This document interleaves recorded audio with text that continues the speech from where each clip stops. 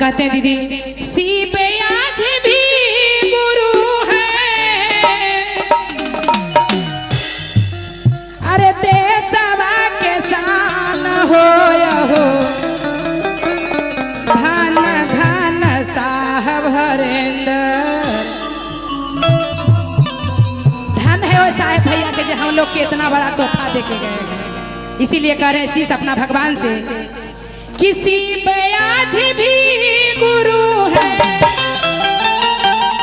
शिव आज भी गुरु है,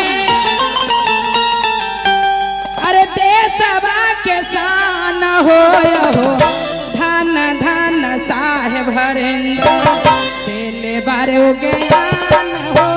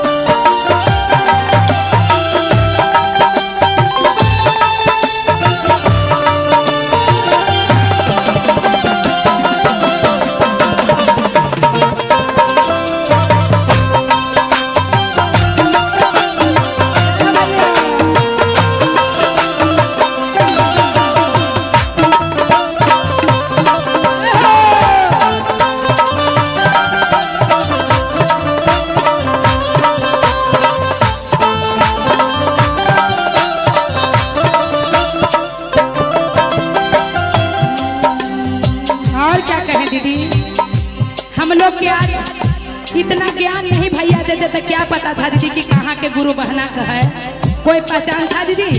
लेकिन धन हो साहेब भैया के, हम लोग की इतना बड़ा तोहफा देखेंगे। और क्या कहते हैं, पहला में दाया दूसरा में चारा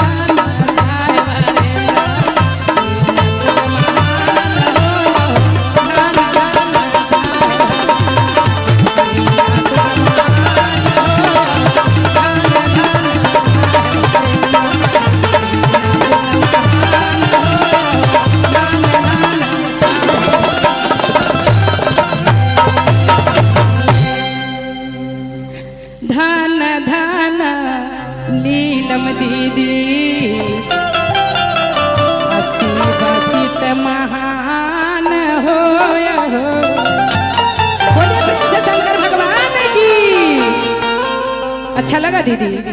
हमरा तो लगा कि अच्छा ना लगा। कुहार के कहा एने वाली जाए तो ओने वाली कहा नहीं नहीं अच्छा लगा। अच्छा लगा दीदी? एक बार फिर से बोले पार्वती मैया की।